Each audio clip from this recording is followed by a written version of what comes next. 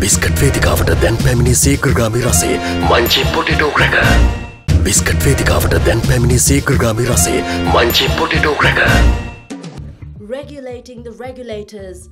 Governor says enforcement measures to prosecute wrongdoers within central bank will be introduced in coming months. First at 9. This is Derana 24/7. Also making headlines tonight, Electricity Board says power supply without interruptions will be a challenge. Police under attack. Armed men attack law enforcement officials in JAFFNA. In sports headlines, red win in Hungary. Vettel wins from pole at Hungary race. Making headlines in news overseas, Nawaz out, Shahbaz in. Ousted Premier Nawaz Sharif nominates brother for leadership.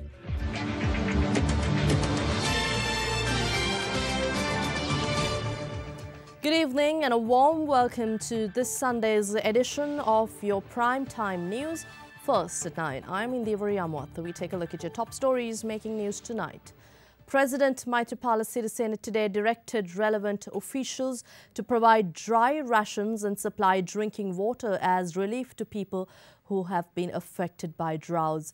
As the drought continues, particularly in the Anuradhapura and Polonnaru districts as well as in some parts of the Puttlam district, the Sri Lanka Electricity Board said that it will be challenging to supply electricity without interruptions. President Maithripala Sirisena today engaged in an observation tour in KEBATHIGOLLAWA to look into the issues of people who are affected by the drought in the area. He visited the KEBATHIGOLLAWA area and was informed by residents about the challenges they face due to the dry weather.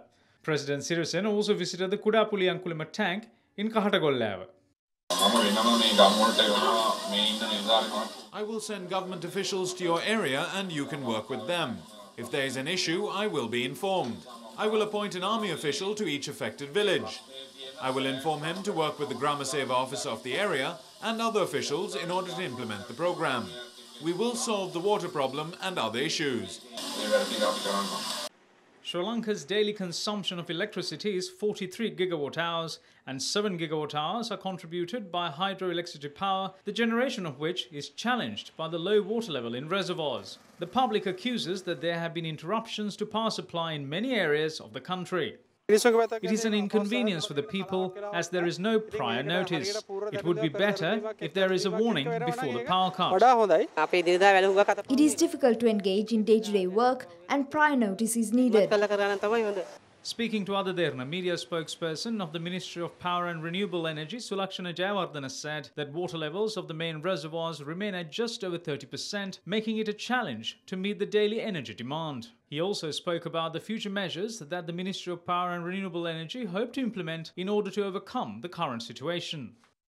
We are implementing some of the large-scale power plants to add the system based on the long-term generation plan. Now, the procurement process is being conducted to construct 300 megawatt of LNG power plant at Kerala-Pittiya, and also there are some other procurement process to have large-scale renewable energy projects like 100 megawatt of solar wind power plant at Mana, and we have planned to put up 100 megawatt of solar power plant at Punareen and also Skembala and Dua. So there are some plans to figure of around 10.5 transmission and distribution losses. So the projects are being implemented to minimize those losses in order to reduce the demand of the system.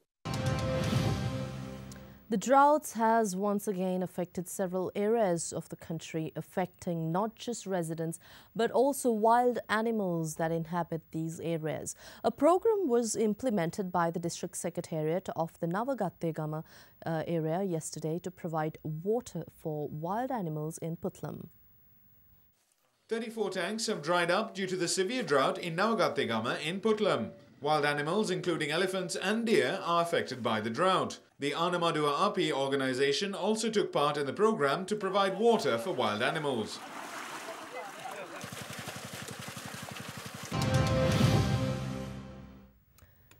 And 2 police officers were hospitalized today after they came under attack along the Kopai-Kondawil road in JAFFNA on their way to examine a complaint. Police media spokesperson SP Ruan Gunasekara told Ada Derana that a group armed with clubs and sharp weapons who arrived on motorbikes carried out the attack. The 2 policemen were attacked around 12:15 this afternoon adjacent to the Nallur Kovil. Our correspondent said approximately 10 people on motorbikes attacked the police officers who were on their way to examine a complaint in Kondawil. The assailants had absconded while the police officers are admitted to the Jaffna base hospital. Hospital sources say that one of the officers is in critical condition and he has undergone surgery. Army Commander Lieutenant General Mahesh Senanayake met Chief Minister of the Northern Province, C.V. Vigneswaran, today. A special discussion between the pair was held at the official residence of Chief Minister Vigneswaran this afternoon. This was Lieutenant General Mahesh Senanayake's first meeting with Chief Minister C.V. Vigneswaran following his appointment as the Army Commander. The Army Commander said that attention has to be given to the overall security situation of the country at present. He emphasized that there is a need to study the operations of the Army in the post-war era. He stated that the Army should work for the betterment of the public and will expedite the process of releasing the land in Kebathigolława. Minister D.M. Swaminathan also promised to allocate provisions for the program. I expect a positive response on that soon. The Hambantota Port Agreement prior to its signing was a hotly debated topic among politicians and trade unions. Even after the inking of the agreement yesterday, that debate is yet to cease. Various politicians and trade unions expressed their views on the process leading up to the agreement, with some alleging the deal was made outside due to protocol. The agreement is 72 pages long. Parliamentarians weren't even given 24 hours to study it. It is a very confusing document. It cannot be understood when read just once. The UNP set a shameless example by not allowing the agreement to be properly debated in Parliament and without getting the necessary gazettes and bills approved.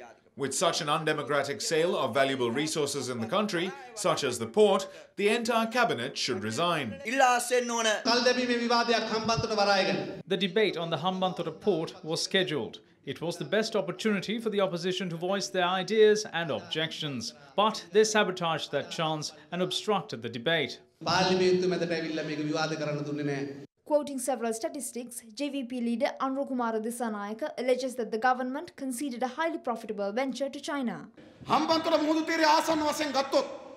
About 400 ships pass by the Hambantota coastline per day. Consider refueling 40 of those ships. Generally, a ship is supplied about 1,000 metric tons of fuel. If there is a profit of $15 per metric ton, the profit per ship is $15,000. With 40 ships refueled per day, we would receive a profit of $600,000. The monthly profit would be $18 million. We are giving ownership of those fuel storage tanks and the right to refuel ships to China for 99 years. The agreement also states that Sri Lanka will not be able to perform any functions of the Hambantota port within 100 kilometers of the port to either side. Some politicians, however, emphasized that the port was not sold off. We have decreased the 99-year lease period. In 70 years, we can buy this back. In 80 years, we get 60% of the shares at the rate of $1. We have sold nothing. Who can say we sold the Hambantota port? We describe the deal as an investment rather than a sale or a lease. We would like to assure the public that this government will not sell any land to any country. Meanwhile, the All Ceylon General Port Employees Union alleges that the country was misled by the government. By granting this valuable asset to China, it has been lost to the future generations of the country. By stopping the process of fueling ships at Hambantota in January 2015, the port became a loss-making institution and now has been handed over to a foreign company. Prime Minister Ranil Wickremesinghe says discussions are expected to be held on transferring management of Mattala Airport to a partnership between the Civil Aviation Authority of Sri Lanka and other companies. The Premier made the revelation speaking to media at Kandavihara Temple in Kaluthura today. Prime Minister Ranil Wickremesinghe visited Kandavihara Temple and engaged in religious observances. Addressing media, the Premier said the government will not confine development to major cities but will spread it across the country. We expect to work so that the country can enjoy an advantage. By the end of this year, the management of the Mattala Airport is going to be taken up by the Civil Aviation Authority together with some other companies. Minister of Transport and Civil Aviation Nimal Siripal de Silva says the relevant process has been initiated and they are hoping to hold discussions. Development will not be limited to Hambantota. Kaluthura and Galle will also be at an advantage. They are situated between two ports, the Colombo port and the Hambantota port. They are also situated between two airports, Katunayaka and Mattala. Thus, a major development venture is possible.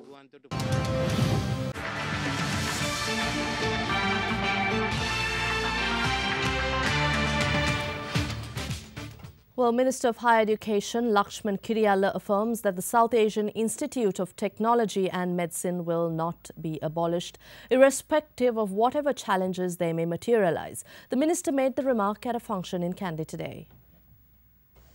Several awareness rallies were worked off today on the National Anti-Saitum Day, planned for the 2nd of August.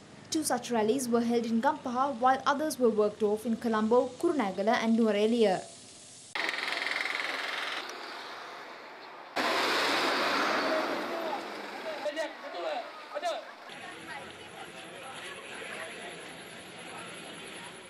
Meanwhile, Minister of Higher Education Lakshman Kiriyalla elaborated on the planned National Anti-Saitum Day. A march is planned on the 2nd. The students chose the date since the Saitum case will be taken up on the same day. Some have appealed against it. They protest to scare the judiciary and exert influence. Saitum was started by Mahinda Rajapaksa and 600 million rupees were given for it. No one objected then due to fear. Now they are attempting to scare the government of good governance. We have also produced a cabinet paper to expand the ownership of Saitum.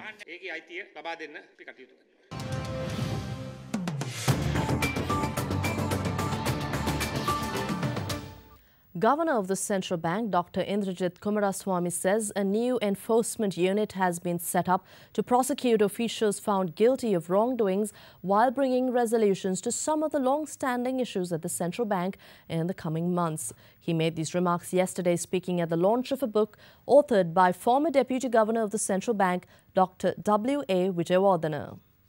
The book, authored by Dr. W.A. Vijayawardena, has been titled as Central Banking, Challenges and Prospects. It addresses the main issues and the challenges faced by the central bank. The book contains 20 articles authored by Dr. Vijayawardena for over a decade. Senior officers of the central bank are being abused in public by very powerful politicians. When it comes to the central bank of any country, with respect to financial matters, the whole world actually looks up at the central bank and not at the government. And it's the duty of the Prime Minister to discipline such people. And the message that I want to deliver to members of the public, the current central bankers, is that they must have the courage to say no when the rest of the world is asking them to say yes. Minister of Special Assignments Dr. Sarath Amunugama was the event's chief guest, while Dr. Indrajit Kumaraswamy addressed the gathering as the guest of honor. We have to look at the political processes, the pressures, and the role of the monetary authority, be it in Sri Lanka, America, India, all governments, particularly governments which have to face elections every 5 years, want to spend. Without spending, they can't undertake all those promises that are very freely given. The biggest FDI of recent times in Hambantota. Going with that will be an export zone. The central bank has been established to keep it away from the short-term, day-to-day political compulsions of the time. But I think it's incumbent upon all of us in the central bank now to take that message on board, to make sure that the independence and integrity of the central bank is maintained. We might as well close the central bank down if we are not able to do that. There is also a perception that the central bank should bail out failed institutions. I think that is a perception we need to change. If institutions fail, then we need to have some kind of resolution mechanisms to wind them up in an orderly way. And we've set up a new enforcement unit which is going to focus both on resolution as well as on enforcement in the sense of prosecuting people who have been guilty of wrongdoing. And we're very keen to move decisively in this area in the coming months. And the National Movement for Consumer Rights Protection cites that they filed a case against Minister Ravi Karunanika at the Bribery Commission pertaining to the apartment in question well before his name was brought up at the Commission of Inquiry investigating the central bank bond issuances.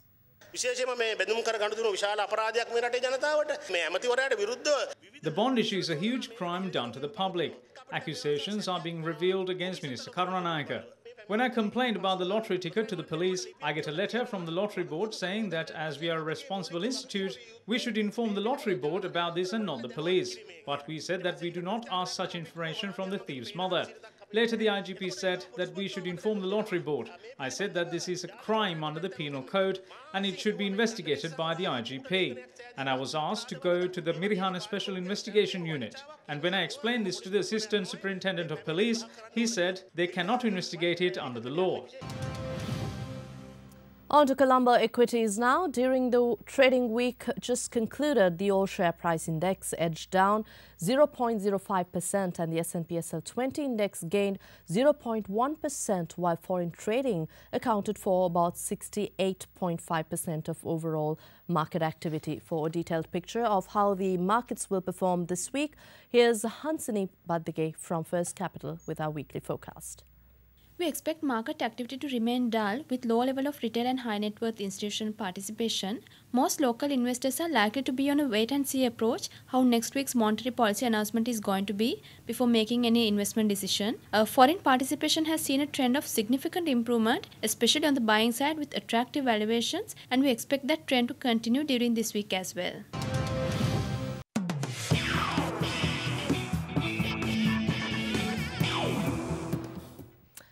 In your Formula One story tonight, Sebastian Vettel won the Hungarian Grand Prix today, extending his lead in the Formula One Drivers' Championship to 14 points. Vettel's Ferrari teammate Kimi Raikkonen finished second with Valtteri Bottas, completing the podium after being let through into third by fourth-placed Lewis Hamilton.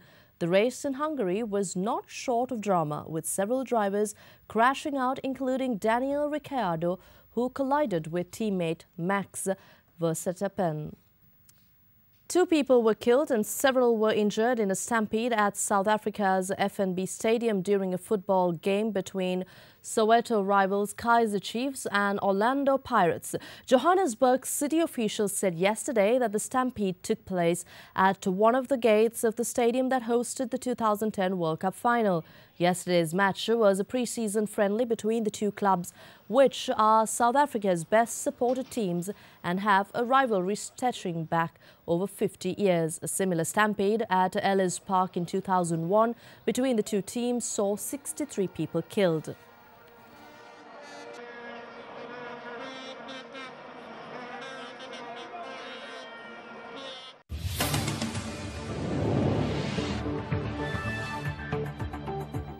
And in your news overseas, Pakistan's ousted Prime Minister Nawaz Sharif yesterday nominated his brother Shahbaz to eventually take over as leader of the country and lashed out at political rivals and the Supreme Court ruling that disqualified him from office. Sharif also put forward a staunch ally from his ruling party, Shahid Khan Abbasi, as an interim prime minister, while his brother contests a by-election for parliament to become eligible to take the reins. The move has, however, been criticized by opposition leader Imran Khan. Nawaz Sharif, whose party won a majority in parliament in 2013, said he was dumbfounded by a Supreme Court ruling on Friday to disqualify him from office over unreported income from a company owned by his son in Dubai, and struck a defiant note as he addressed supporters. I am proud of the fact that my disqualification is not related to any corruption. Former cricketer Imran Khan, whose opposition party spearheaded the corruption complaint that led to Sharif's disqualification, had this to say. Political parties don't have democracy in them. They are family parties. Actually, it's like a form of monarchy. What they hope to do is to have an interim prime minister, and then he'll be replaced by the brother Shehbaz Sharif. But the problem is that Shehbaz Sharif himself has been implicated in corruption. Still in news overseas, in Australia, anti-terrorism raids were carried out across Sydney to thwart an alleged plot to bring down an aircraft late yesterday. Australian Prime Minister Malcolm Turnbull said today that a major counter-terrorism operation was ongoing and extra security measures have been put in place at major airports after 4 people were arrested in the Sydney raids. 5 properties were searched in several Sydney suburbs yesterday, with police presence continuing today. Australian Prime Minister Malcolm Turnbull said people with plans to travel should do so with confidence, but allow extra time for screening because of the extra security. The operation is continuing. At this stage, 4 people have been arrested and a considerable amount of material has been seized by police. Well, on to your weather forecast before we wrap up. With droughts affecting some parts of the island, showers or thunder showers will occur tomorrow in the western, central, Sabaragamu and southern provinces. Several spells of showers are also expected in the northwestern part of Sri Lanka. But before we go, here's a look at your city-by-city forecast for the next 24 hours.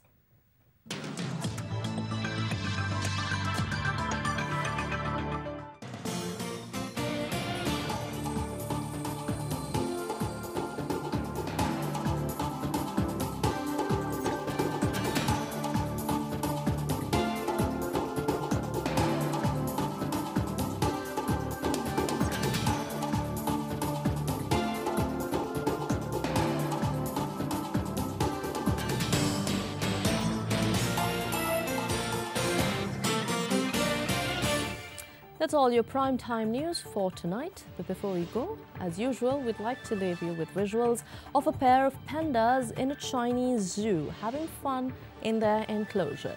The sisters can be seen sliding, swinging, wrestling and climbing on their new playset as at all hours of the day, apart from when they are resting and munching on bamboo shoots. Have a pleasant evening. Stay safe. Good night.